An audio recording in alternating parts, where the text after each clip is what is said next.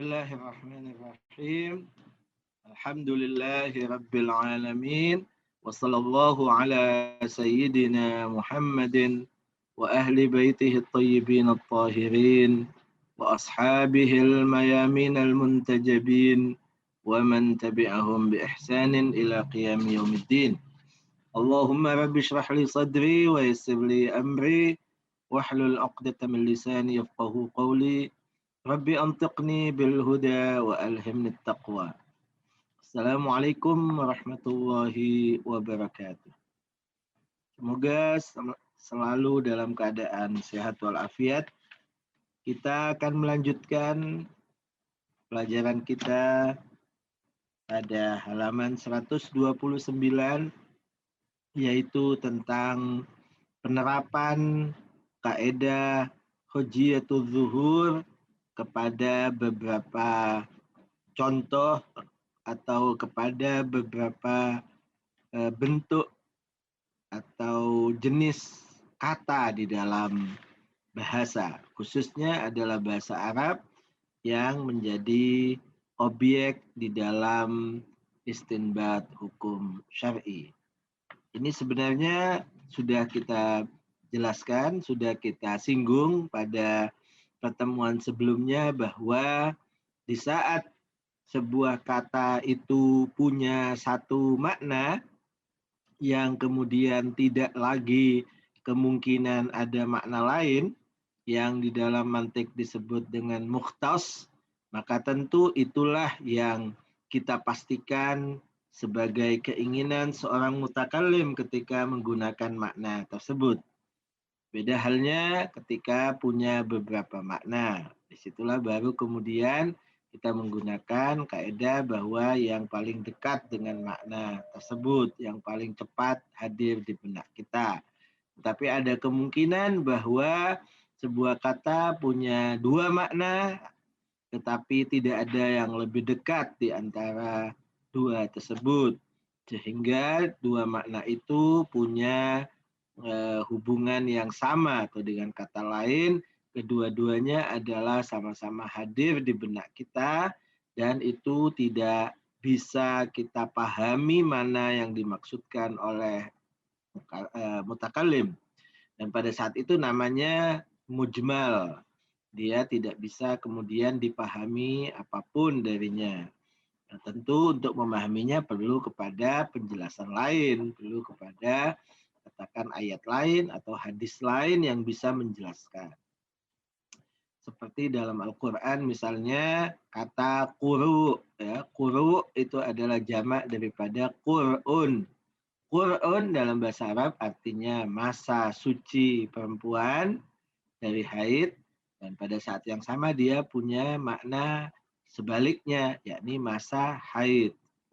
Al-Quran menyebutkan untuk iddah perempuan yang ditinggal cerai oleh suaminya, fa'iddatuhunna salasatu quru.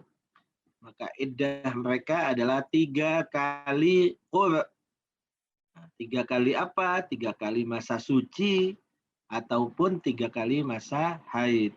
Kedua-duanya punya makna yang sama dan bertentangan lagi, sehingga tidak bisa diambil salah satunya kecuali memang ada penjelas ayat lain sehingga mengeluarkan ayat tersebut daripada kata ijmal atau mujmal. Tapi kalau masih tetap tidak ada penjelasan lain, maka tentu dalil ini menjadi tidak berfungsi atau ayat atau hadis ini menjadi tidak bisa dipahami apa-apa karena tidak menunjukkan kepada makna apapun yang bisa kita pahami apa tujuan yang diinginkan oleh sang mutakallim. Halaman 129, tatbiqatu hujjiyatil zuhur 'ala al-adillatil lafziyah. Penerapan hujjiyatul zuhur, konsep hujjiyatul zuhur pada dalil-dalil lafzi. Wa nasta'ridu fi ma yali thalatha halatin. Kita akan menyebutkan di bawah ini 3 kondisi, 3 keadaan, 3 kemungkinan. Litatbiqi qa'idati hujjiyatul zuhur, untuk menerapkan kaidah prinsip hujjatul zuhur. Al-ula yang pertama, an yakuna lil lafzi fid dalili ma'nan wahidin,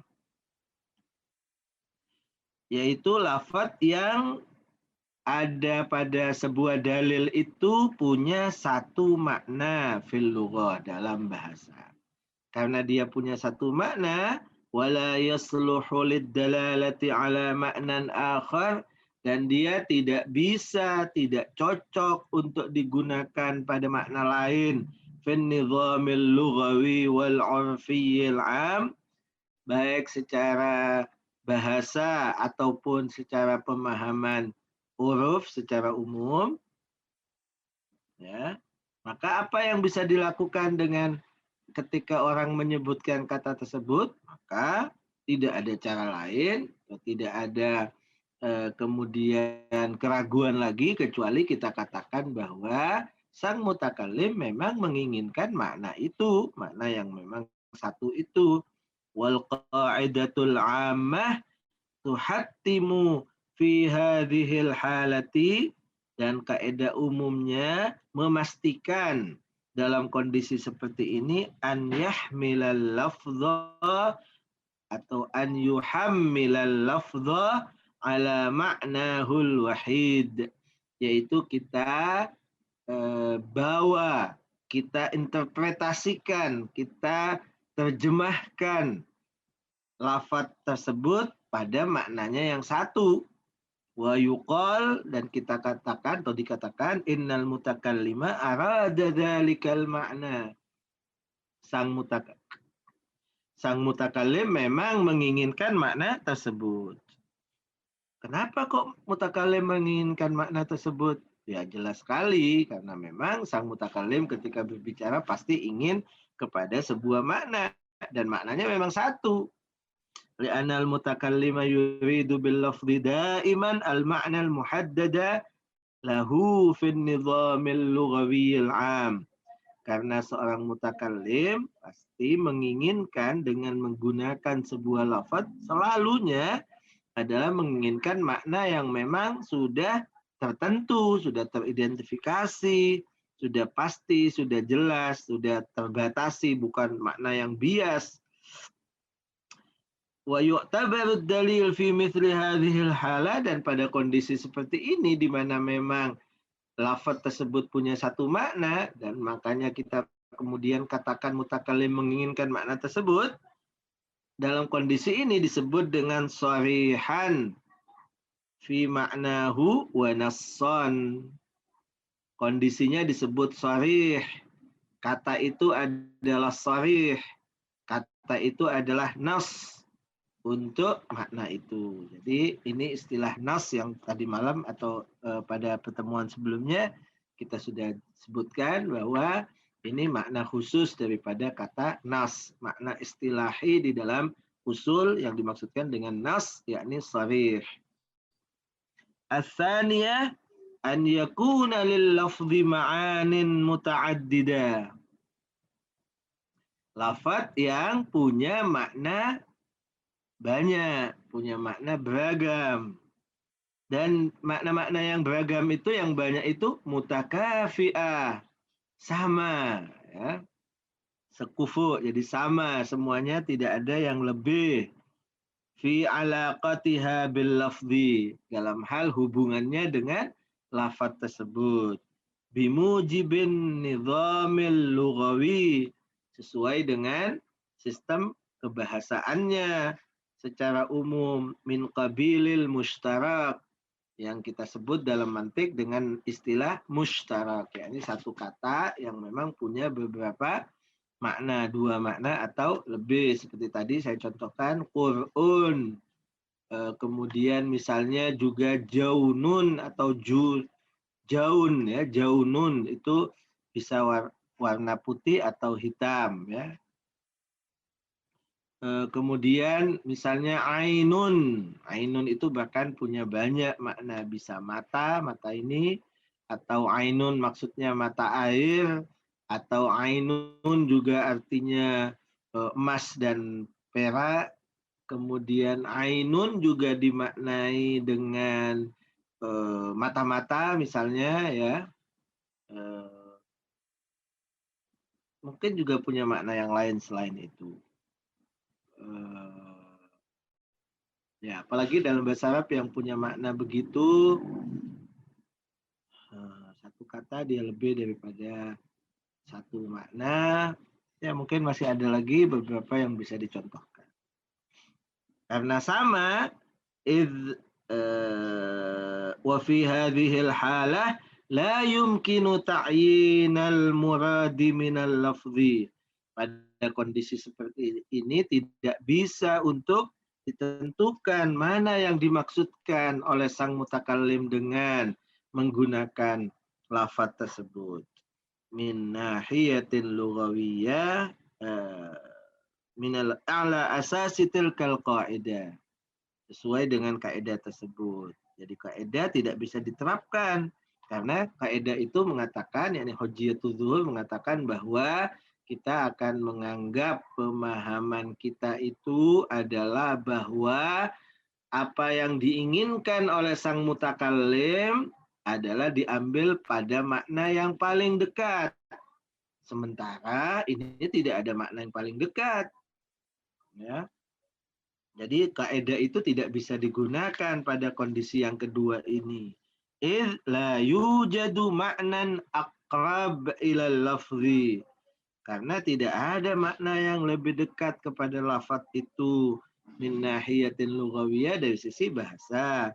Litatbiqil qa'idati alaihi, untuk menerapkan atau litutabbaqal qa'idatu alaihi, untuk kaidah itu diterapkan kepadanya. Tidak bisa.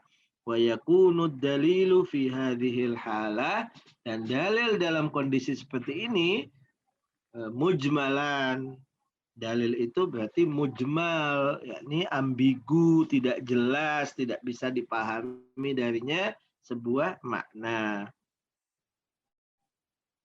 Ats-tsalitsah, yang ketiga adalah an yakuna lil lafzi ma'anin muta'addida.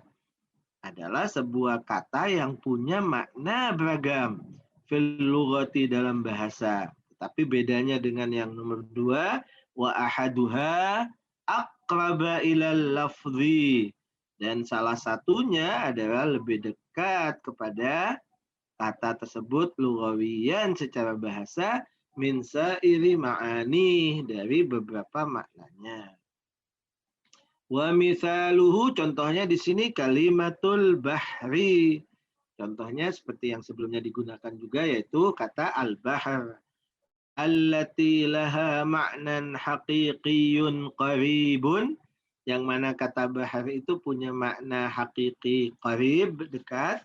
Wa huwal bahru minal ma', yaitu kata maksudnya adalah lautan. Al-bahru minal ma'. Wa makna majazi ba'id, dan ada juga makna majazi yang jauh. Wa huwal bahru minal ilm, artinya lautan ilmu, bukan lautan air. Fa idza qala al-amir, maka ketika ada seorang yang memerintah dengan mengatakan kepada kita, misalnya idhab ilal bahri fi kulli yaumin, pergilah kamu ke lautan setiap hari. Wa aradna an na'rifa, kita sekarang ingin tahu, untuk melaksanakannya itu harus tahu bahwa sang mutakallim, sang amir yang menyuruh kita itu, madza aradal mutakallimu bi kalimatil bahri min hadzainil ma'nayain. Apa yang diinginkan oleh sang mutakallim itu dengan menggunakan kalimat al-bahar dari dua makna. Apakah dia menginginkan kita datang kepada seorang yang luas ilmunya, yang disebut lautan dalam ilmu, ataukah kita disuruh datang ke lautan air, memang ke pantai. Yajibu alaina an nadrusa siyaqa. Kita di sini perlu mempelajari siyak. susunan bahasanya, susunan katanya. Alladzi ja'at fihi kalimatul bahri, yang mana kata bahar itu ada padanya, pada kalimat tersebut, pada jumlah atau pada siyak itu. Wa nuridu bisiyak, apa maksudnya siyak? Kullama yakshiful lafdhal ladzi nuridu fahmahu min dawalin ukhra. Yang kita maksudkan dengan siyak adalah segala sesuatu yang memang akan menunjukkan kepada kita petunjuk-petunjuk, apapun petunjuk itu, sehingga dapat menunjukkan apa yang bisa kita pahami daripada kata tersebut, sehingga kita bisa katakan bahwa sang mutakallim memang menginginkan itu. Sawaun kanat lafdhiyah, bisa jadi siyak itu, atau juga disebut qarinah ya, siyak itu adalah bahwa lafzi kal kalimatil lati tusyakkilu ma'al lafz, seperti kata-kata yang memang membentuk bersama lafaz itu, alladzi nuridu fahmahu, yang kita inginkan pemahamannya, kalaman wahidan mutarabitan, sebagai sebuah kalimat jumlah yang berhubungan menjadi satu dalam sebuah kalimat, misalnya itu lafzi namanya, au haliyah, atau kondisi bukan lafaz tapi non verbal, kadzuruf, seperti ya kondisi, atmosfer, mulabasat, sama juga ya kurang lebih, allati tuhitu bil kalam, yang meliputi pembicaraan, wa takunu dzata dalalatin fil mawdu', dan adanya mulabasat dan dzuruf itu adalah punya petunjuk, punya makna yang akan menunjukkan kepada apa yang kita inginkan dalam objek kita saat ini. Itu kalau ada. Fa'illam najid, kalau kita tidak dapatkan, fisa iril kalimatil lati waradat fis-siyaq, pada semua kata yang ada dalam susunan bahasanya itu, ma yadullu ala khilafil makna zahir, yang menunjukkan kepada makna selain zahir, yang bertentangan dengan makna zahir, min kalimatil bahri, kana lizaman alaina an nufassira kalimatal bahri ala asasil ma'na al-lughawiyil aqrab tatbiqan lil qa'idatil 'ammah al-qaila bihujjiyatil zuhur. Kalau dalam kalimat itu kita tidak dapatkan ada kata yang memang menunjukkan kepada lawan daripada apa yang bisa kita pahami lebih dekat, makna yang paling dekat dengan arti kata bahar, maka berarti kita akan terjemahkan bahar itu ya lautan sebagai makna hakiki.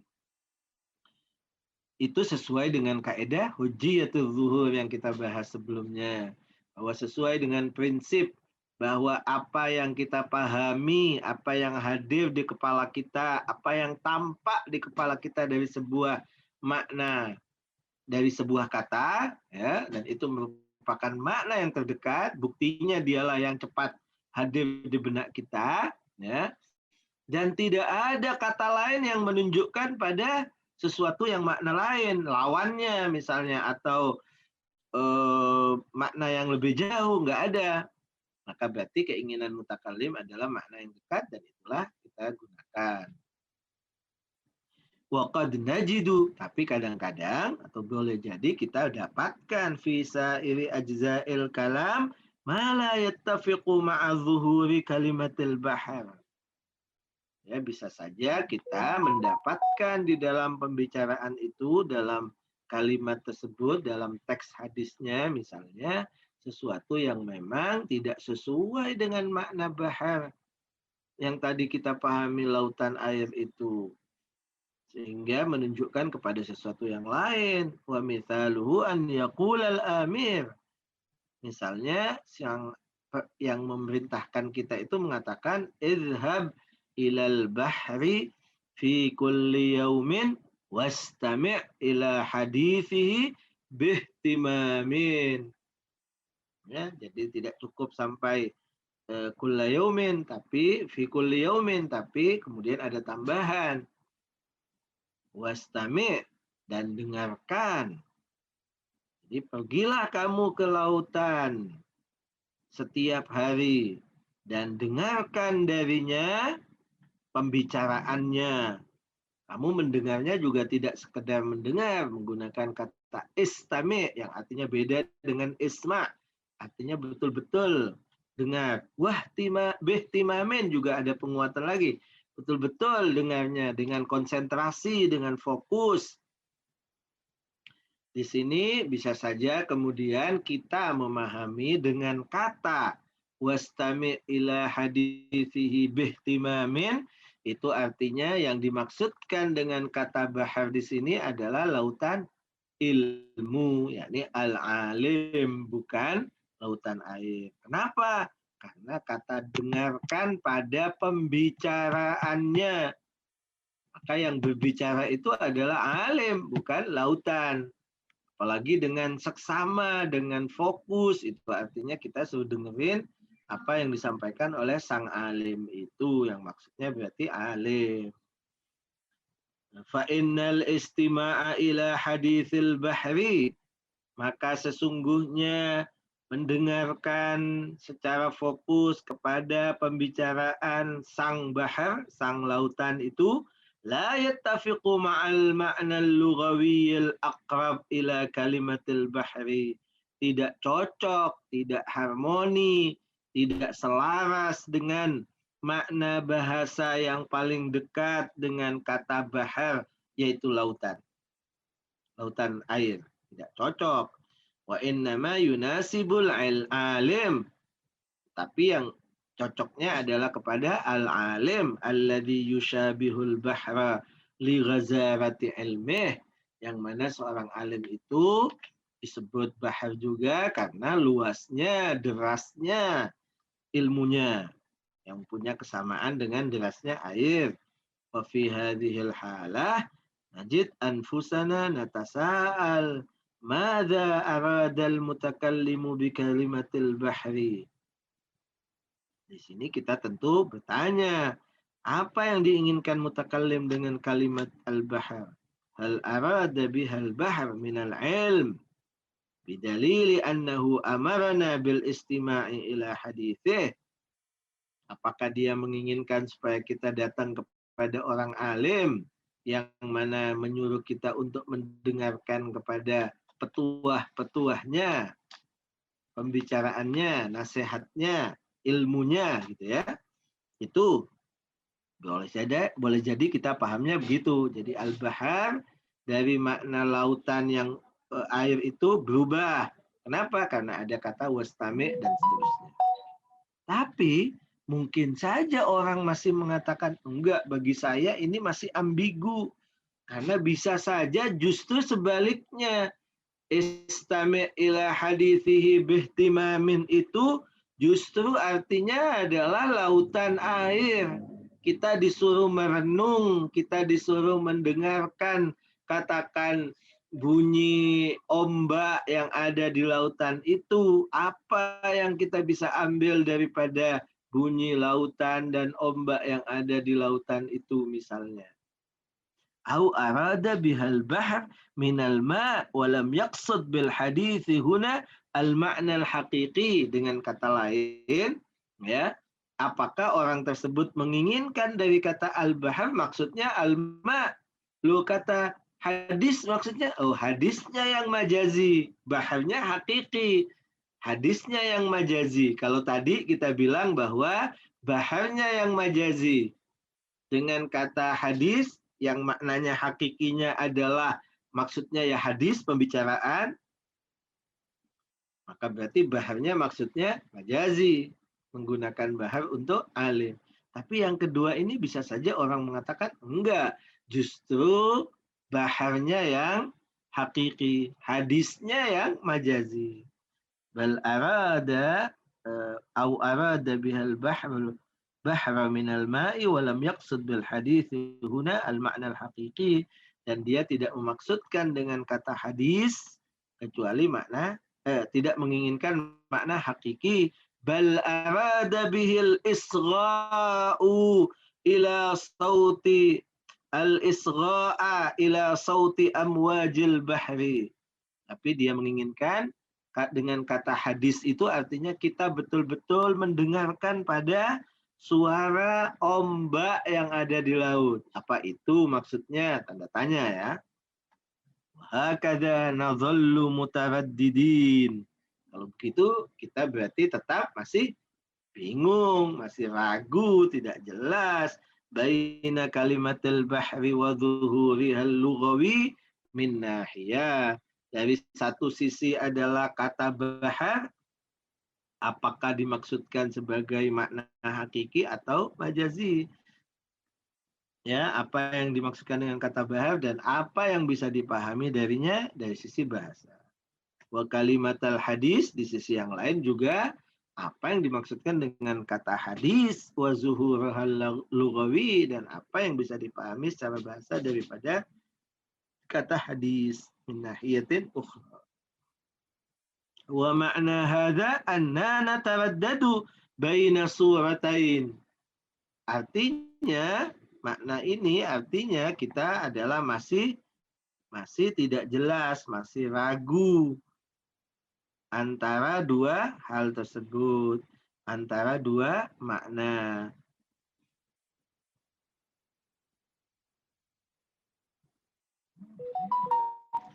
Anna nataraddadu baina suratain, yaitu antara dua gambaran tersebut.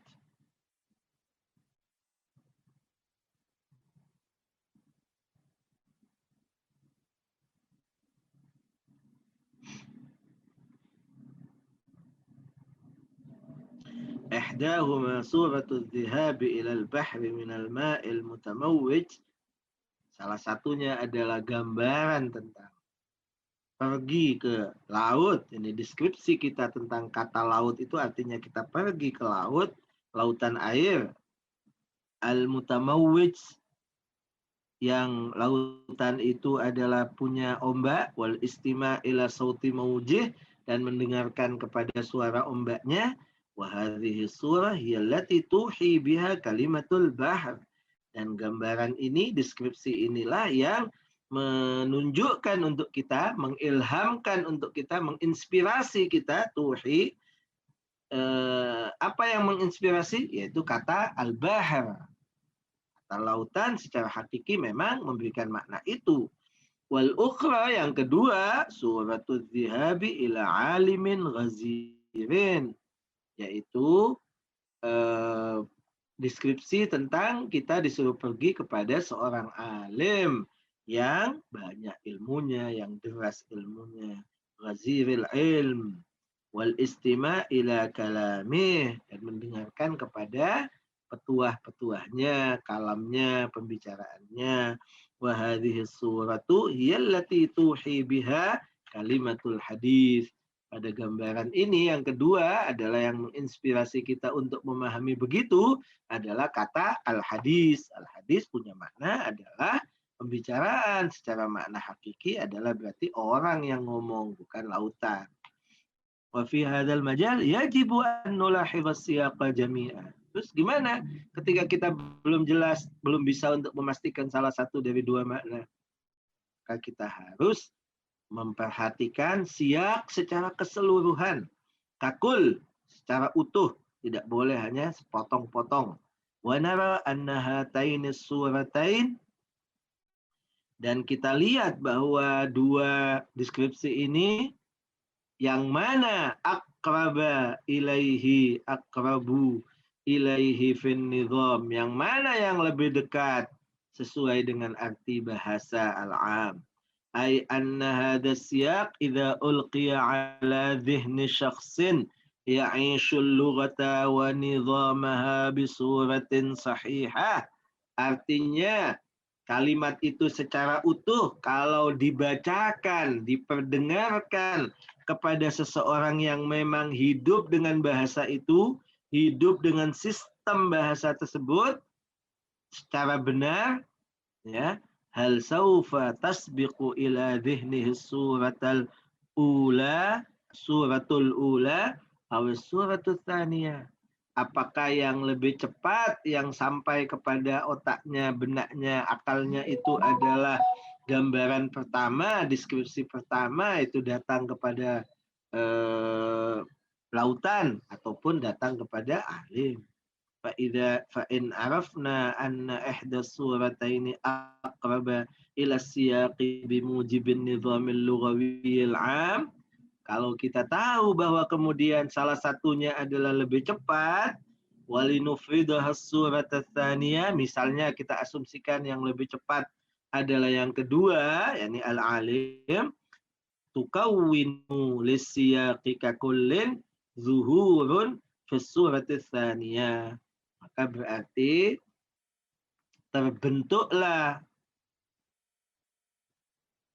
secara umum atau siyak secara utuh itu akan membentuk apa? Tukawin, membentuk zuhura, ya. Kalau dibaca fiil biasa, fiil maklum, maka akan membentuk zuhur.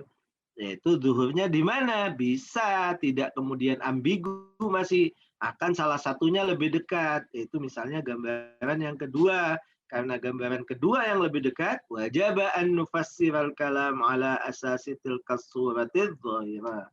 Maka wajib bagi kita untuk menafsirkan pembicaraan itu, perintah itu kepada yang memang punya zuhur yang lebih dekat. Misalnya adalah al-alim. Wa yutlaqu ala kalimatil hadits fi hadzal mithali ismal qarinah. Yang disebut pada kata hadis, misalnya hadis yang dengan istami' ila hadisihi, yaitu artinya qarinah. Itu namanya jelas, itu namanya indikasi atau indikator yang mengindikasikan, ya. Dialah yang mengindikasikan bahwa maksudnya adalah alim. Li'annaha hiya allati dallat, karena dialah yang menunjukkan ala suratil kamilah, pada gambaran secara sempurna lisiyaqi, untuk susunan bahasanya, wa abtalat maf'ulah kalimatil bahri wa zuhuraha, dan dia membatalkan, ya, apa yang ditunjukkan oleh kata bahar dan apa yang tampak awal daripada kata bahar. Kata bahar secara tampak awalnya, kelihatannya adalah menunjukkan kepada lautan, tapi dengan adanya wastami' ila hadithi, dan kata hadis dipahaminya adalah hakiki, pembicaraan, maka itu berarti membatalkan maksud daripada bahar, lautan. Wa amma idza kanat as-suratani mutakafi'ataini fi 'alaqatihima, tapi kalau dua deskripsi itu sama-sama kuat, sama-sama sejajar, tidak ada yang lebih kuat, tidak ada yang lebih cepat hubungannya dengan bersiyaqi, dengan susunan kata tersebut, dan lebih cepatnya menuju akal kita, fahada yakni annal kalam asbaha mujmala. Maka ini sama dengan kondisi kedua, artinya masih mujmal, wala zuhura lahu, dan tidak ada zuhurnya, fala yabqa majalun li tatbiqil qa'idatil 'ammah, berarti tidak ada area, tidak ada kesempatan, tidak ada kemudian kita bisa terapkan kaidah amma, yaitu hujjatul zuhur. Jadi tetap saja bahwa itu menjadi sesuatu yang tidak bisa diamalkan. Dan kemudian ya tentu perlu pindah atau perlu kepada dalil lain yang bisa menjelaskan. Kemudian beliau katakan bahwa qarinah yang tadi kita sebutkan yang mengindikasikan kepada salah satunya itu kadang-kadang adalah muttasilah, kadang-kadang munfasilah. Kadang-kadang dalam kalimat tersebut dia adalah menjadi qarinah, ya, atau kadang-kadang tidak, dia adalah menjadi qarinah di tempat lain, tidak langsung. Nah, itu disebut dengan muttasilah, yang satunya disebut dengan munfasilah. Arafna anna kalimat al-hadis, sekarang kita sudah tahu bahwa kata al-hadis dalam perintah tadi, fil mithalis sabiq, dalam contoh itu, qad takunu qarinatan fi dzalika siyaq. Boleh jadi dia menjadi qarinah, menjadi indikasi bahwa itulah yang dimaksudkan. Wa tusamma qarinatan muttasilatan. Dan dinamakan qarinah yang seperti itu qarinah muttasilah. Li'annaha muttasilatun bi kalimatil bahri. Karena dia bersambung. Kenapa muttasilah? Karena bersambung dengan kata al-bahr. Allati abtalat maf'ulaha wa dakhilatun ma'aha fi siyaqin wahid. Yang dialah yang kemudian membatalkan maf'ulnya, ma'mulnya. Apa yang ditunjukkan oleh kata bahr itu. Dan masuk padanya dalam satu siyak. Ya. Idhab ilal bahri fi kulli yaumin wastami' ila hadithihi. Itu namanya satu siyak, satu susunan, satu kalimat. Wal kalimatul lati yubtilu maf'ulaha bisababil atau yabtulu maf'uluha bisababil qarinah tusamma dzil qarinah.